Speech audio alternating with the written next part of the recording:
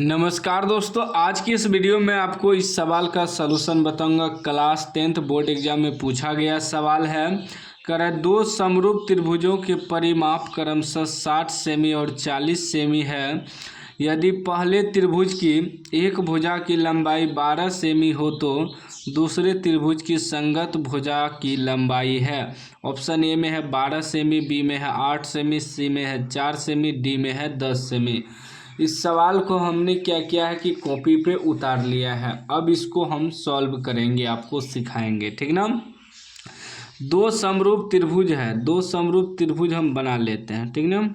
क्या है? दो समरूप त्रिभुज है, ठीक। दो समरूप त्रिभुज है, मान लीजिए एगो है ए बी सी, एगो है डी ई एफ। दो समरूप त्रिभुज है। कह रहा है कि समरूप त्रिभुज के परिमाप क्रमशः 60 सेमी और 40 सेमी है। ये जो त्रिभुज है इसका परिमाप, चारों तरफ का परिमाप, एगो का दिया है 60, एगो का दिया है 40, एगो का 60 cm, एगो का 40 cm। यदि पहले त्रिभुज की एक भुजा की लंबाई 12 सेमी है, पहला त्रिभुज जो है इसकी एक भुजा की लंबाई 12 cm है। मान लीजिए हम ए बी को ही 12 cm मान लेते हैं, बी सी को भी मान सकते थे, ए सी को भी मान सकते, किसी एक भुजा को दर्शा देना है। सेमी हो तो दूसरे त्रिभुज की संगत भुजा की लंबाई ज्ञात करें। मतलब इसका संगत भुजा क्या होगा, उसका लंबाई निकालना है। अब देखिए ए बी, दो समरूप त्रिभुज है तो ए बी का संगत डी ई हो जाएगा, बी सी का संगत ई एफ हो जाएगा और ए सी का संगत डी एफ हो जाएगा। तो हम ए बी को माने 12 सेमी, तो इसका संगत डी ई हो जाएगा, तो डी ई भुजा निकालना है, ठीक ना। देखिए सूत्र होता है दो समरूप त्रिभुज के परिमाप के अनुपात बराबर उनके संगत भुजाओं के अनुपात के बराबर होता है, ठीक ना। लिखेंगे त्रिभुज ए बी सी का परिमाप बटे त्रिभुज डी ई एफ का परिमाप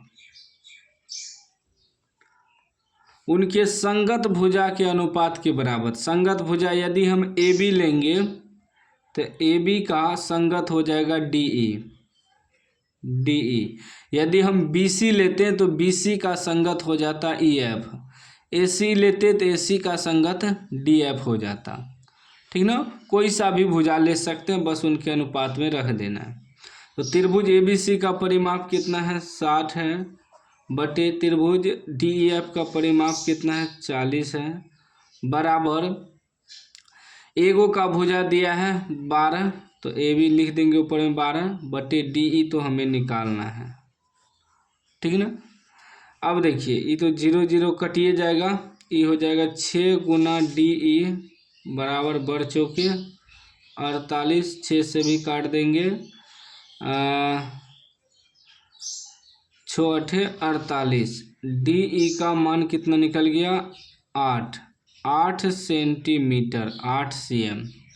8 cm जो निकला ये हमारा आंसर हो गया, बी ऑप्शन हो जाएगा, ठीक ना। सीधा समझिएगा, यदि ऑब्जेक्टिव में दिया है तो हम थोड़ा विस्तार से समझा दें, आपको शॉर्टकट में बनाना है। सीधा समझिएगा कि जितना उसका परिमाप होगा उतना ही उसके अनुपात में भुजा का भी अनुपात होगा, ठीक ना। यदि हमें परिमाप का अनुपात दिया है 60:40, हमें कह दे कि भुजा का अनुपात निकाल लें, तो यहाँ हम लोग क्या करेंगे, 60/40, 0 0 कट जाएगा, 2 से कटेगा 2 3 6, 2 दूनी 4, तो 3/2 जो है हमारा भुजा का अनुपात निकल गया। उसमें भी यदि एगो भुजा दिया है तो एगो भुजा बैठा लेंगे यहाँ, उसके बराबर में रख के 12 दिया था, एगो का मान डी ई, क्रॉस मल्टीप्लाई करेंगे आंसर निकल जाएगा 3 डी ई बराबर हो जाएगा 12 दूना 24, 3 से काट देंगे 8 3 24। ऐसे भी शॉर्टकट निकल जाएगा ऑब्जेक्टिव के लिए, ठीक है ना। हम आपको थोड़ा विस्तार से बता दिए ताकि आगे दिक्कत ना हो। वीडियो अच्छा लगा हो तो लाइक कर दीजिए, चैनल को सब्सक्राइब कर दीजिए और घंटी को दबा के ऑल कर दीजिए।